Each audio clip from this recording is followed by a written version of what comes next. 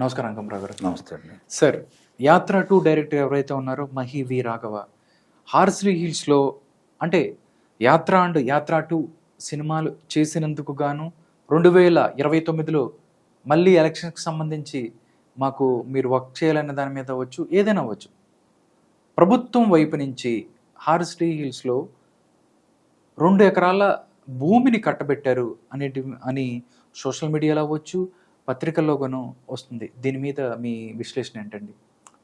Social మీడియాలో పత్రికలోనే కాదండి, అది ప్రభుత్వ జీవో ఉంది. దానికి కలెక్టర్ గారికి పంపించటం, ముఖ్యమంత్రి కార్యాలయం నుంచి రావటం అవన్నీ కూడా అధికారికంగానే వచ్చినాయి. ఓకే, అందులో ఎలాంటి సందేహం కూడా ఏం లేదు. ఇప్పుడు ఆయన స్టూడియో నిర్మాణం గురించి, మినీ స్టూడియో నిర్మాణం గురించి అడిగారు. Mini cine studio. అదే ఇక్కడ ఇక్కడ జరిగేది ఒకటి ఆలోచించుకోండి. హార్స్లీ హిల్స్ అనేది పర్యాటక కేంద్రం, అంటే ప్రకృతికి సంబంధించింది. పర్యాటక కేంద్రం అంటే అక్కడ ఏమన్నా ప్రశాంతంగా ఉండటం కోసం వెళ్ళే అక్కడికి.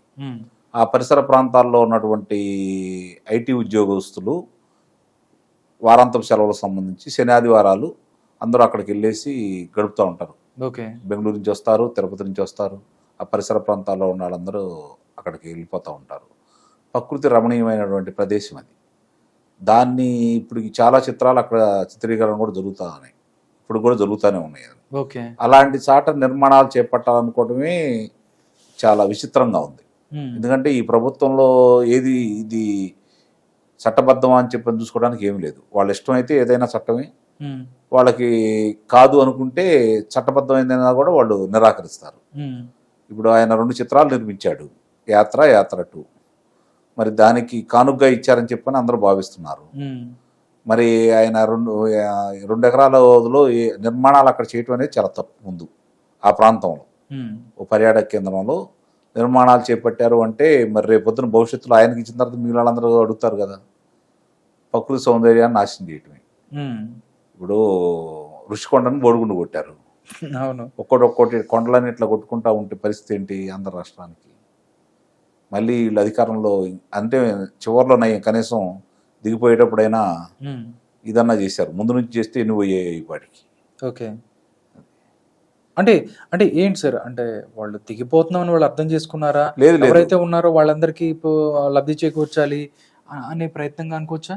దిగిపోతున్నాం వాళ్ళు అనుకోవట్లేదు, మళ్ళీ అధికారంలో వస్తున్నామని వాళ్ళు భావిస్తున్నారు. ఇంకా అందుట్లో అనుమానం లేదు. వాళ్ళకుండే నమ్మకాలు వాళ్ళకుండే, వాళ్ళు ఏ వ్యవస్థలు అయితే నమ్ముకున్నారు ఇంకా అవన్నీ వాళ్ళకి సహాయపడతాయి అని వాళ్ళు భావిస్తున్నారు. ఓకే, ప్రజల్లో ఆగ్రహాలు వస్తే ఇవన్నీ పనికిరావు అనేది వాళ్ళకి ఇంకా అర్థం కావట్లేదు.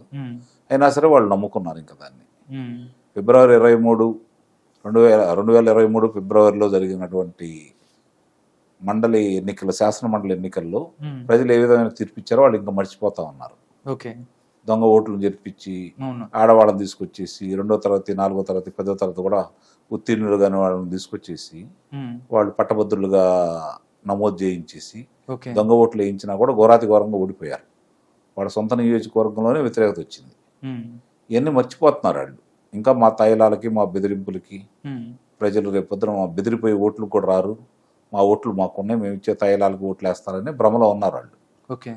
అది ఆ భ్రమలో అట్లానే ఉంటేనే మంచిది. వాళ్ళు ఇంకా ఆ భ్రమలో ఉంటేనే ఎవరు చేయాల్సిన పని వాళ్ళు చేస్తారు. ఓకే, ఈరోజు కూడా వార్తాపత్రికలో ప్రధానంగా వచ్చింది తిరుపతి ఉప ఎన్నికకు సంబంధించి అక్కడ వాళ్ళు ఓట్లకు సంబంధించిన అవకతవకల్లో చాలామంది అంటే 2 సిఐల్ని, కానిస్టేబుల్స్ని, వీళ్ళందరినీ కూడా చాలామందిని సస్పెండ్ చేశారు. ఎలక్షన్ కమిషన్ ఏదైతే ఉందో వాళ్ళు అప్పుడు ఏం జరిగిందని దాన్ని దేగని పట్టుకొని, అంటే దొంగ ఓట్లు సృష్టించడం దగ్గర నుంచి, ఆ ఓట్లు తీసుకెళ్లి పోలింగ్ బూత్లు వేయించడం దగ్గర నుంచి ప్రభుత్వానికి పోలీసు అధికారులు చేశారు అని 4 దాకా పోలీసు అధికారులు సస్పెండ్ అయ్యారు. కొంతమంది VRలో వెళ్ళిపోయారు. ఇవన్నిటిని చూసుకొస్తే ఎలా అయినా గెలవటానికి 2024 ఎలక్షన్లో, బై ఎలక్షన్స్లోనూ, తిరుపతి బై ఎలక్షన్లో అలాగే చేసింది. ఇక మిగతా కూడా 2024 ఎలక్షన్లో కూడా ఇలాంటి చేస్తుంది వైసీపీ అని భావించవచ్చా? 25 లక్షల దొంగ ఓట్లు చేర్పించారు అనేది రాష్ట్ర ఎన్నికల సంఘం కేంద్ర ఎన్నికల సంఘానికి ఇచ్చింది. ఎన్ని ఓట్లు తొలగించారు అనేది మీద ఇలా చిత్తశుద్ధి ఆధారపడి ఉంది. ఇప్పుడు కేంద్ర ఎన్నికల సంఘం దాని మీద చర్య ఏం తీసుకుంది, ఎన్ని ఓట్లు తొలగించారు దొంగ ఓట్లు, చేర్పించిన దొంగ ఓట్లని ఈ 25 లక్షల ఓట్లు చేర్పించారనేది భావిస్తున్నారు.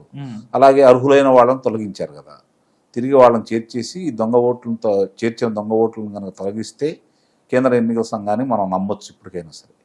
ఎన్నికలు జరిగి ఎన్నాళ్ళు అవుతుందండి తిరుపతి ఉప ఎన్నికలు?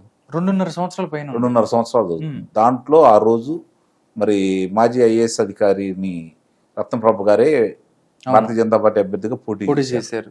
పోటీ చేసిన సందర్భంలో ఆ రోజు వాళ్ళు దొంగ ఓట్లను పట్టుకొని వాళ్ళు సాక్ష్యాధారాలు సహా ఇవ్వటం కూడా జరిగింది. 2.5 సంవత్సరాలకు ఈ రోజు కొంతమంది మీద తూతు మంత్రంగా జరుగుతున్నాయి ఇవన్నీ. ఇప్పుడు ఇంకా సాక్ష్యాధారాలతోటి 25,000 మంది మీద ఫిర్యాదు చేశారు చంద్రబాబు నాయుడు గారు. అందుట్లో కనీసం 5-6 వేల మంది మీద అయినా సరే చర్యలు తీసుకున్నట్టయితే వీళ్ళ చిత్తశుద్ధిని మనం నిస్సందేహంగా అభినందించేవాళ్ళం.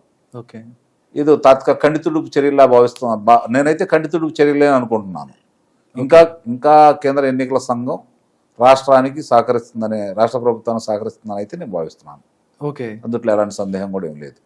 ఫ్యూచర్లో అంటే వాళ్ళకి 24 ఎలక్షన్ చాలా టఫ్ ఫైట్. అంటే కేంద్ర ఎన్నికల సంఘం కావచ్చు, ప్రతిపక్షాలు వీళ్ళు ఎంత మొత్తుకుంటున్నా కానీ వాళ్ళు దున్నపోతు మీద వాడబడ్డట్టే వాళ్ళు బిహేవ్ చేస్తున్నారు. అంటే ప్రజల్లో అవేర్నెస్ తీసుకురావటం కానీ, ప్రజల్ని సమాయత్తం చేయటం కానీ ప్రతిపక్షాలు ఏకదాటిపై రావాల్సిన అవసరం ఉందంటారా? ఉంది, కొంతవరకు చేస్తున్నారు, వాళ్ళు శాయశక్తుల్లో చేస్తున్నారు. కానీ ఇంకా ఇంకొంచెం చేయాల్సిన బాధ్యత కూడా ఉంది వాళ్ళ మీద. అందరూ కూడా క్షేత్రస్థాయిలో చంద్రబాబు నాయుడు గారు, లోకేష్ బాబు గారు, పవన్ కళ్యాణ్ గారు వీళ్ళు చేసే పోరాటానికి క్షేత్రస్థాయిలో కార్యకర్తలు సిద్ధంగా ఉన్నారు. కానీ ఎన్నికల్లో పోటీ చేసే నాయకులు మాత్రం అంత ఉత్సాహంగా అందరూ చేయట్లా. ఎందుకంటే గెలిస్తే చంద్రబాబు నాయుడు గారు వాళ్ళు గెలుస్తాం, ఓడిపోతే చంద్రబాబు నాయుడు గారు వాళ్ళు ఓడిపోతాం, మాదేముందలే అని చెప్పి నిరాసక్తితో ఉంటున్నారు. అది మంచి పద్ధతి కదా. అలాంటి వాళ్ళందరిని పక్కన పెట్టి ప్రజల కోసం పోరాడే వాళ్ళందరం కనుక ముందు తీసుకొస్తే తెలుగుదేశం పార్టీకి భవిష్యత్తు ఉంటుంది.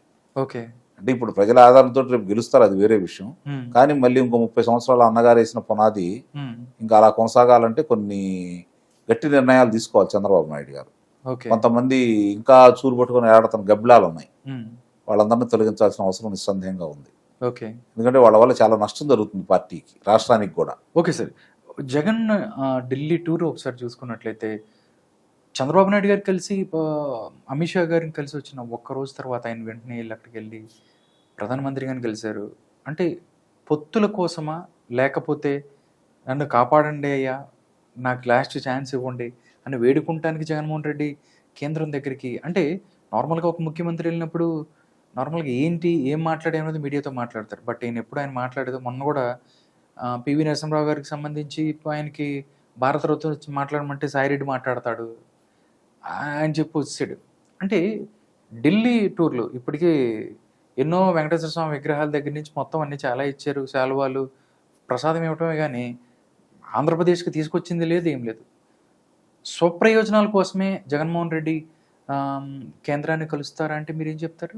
నిస్సందేహంగా స్వప్రయోజనాల గురించి ఆలోచిస్తాడు. ఇంకోటి 29 సార్లు చంద్రబాబు నాయుడు గారు వెళ్ళినప్పుడు ఇదే ప్రధానమంత్రి మోడీ గారు అవకాశం ఇవ్వలేదు, కలుసుకునే అవకాశం లేదు. కానీ ఈయన ఎప్పుడు వెళ్ళినా కలుస్తూనే ఉన్నారు ఆయన. దీన్ని బట్టి ఆలోచించుకున్నా కూడా కేంద్రం ఇతనికి ఎంత సహాయ సహకారాలను చేస్తుందనేది చాలా స్పష్టం. ఇప్పుడు వాళ్ళు గేమ్ ఆడటం మొదలుపెట్టారు. అటు చంద్రబాబు నాయుడు గారిని పిలిపించుకుంటున్నారు, ఇటు పవన్ కళ్యాణ్ గారిని పిలిపించుకుంటున్నారు, అలాగే జగన్మోహన్ రెడ్డి గారితో కూడా మాట్లాడుకుంటూనే ఉన్నారు. అంటే వాళ్ళు అవకాశవాదం వాళ్ళు చూసుకుంటా ఉన్నారు. అంటే ఒక రకంగా బెదిరిస్తున్నారు తెలుగుదేశం పార్టీ జనసేన కూటమిని బెదిరించి. ఎందుకంటే వాళ్ళకి గట్టిగా అడిగి ఈ గెలిచే స్థానాలు ఏంటంటే వాళ్ళు చెప్పలేరు, వాళ్ళు స్వతంత్రంగా పోటీ పరిస్థితి లేదు. గ్రౌండ్ లెవెల్లో ఉన్న ఒక మాట చెప్తున్నాను సార్, బీజేపీ రావటం వల్ల ఒక్క సీటు కూడా వచ్చే అవకాశం లేదు.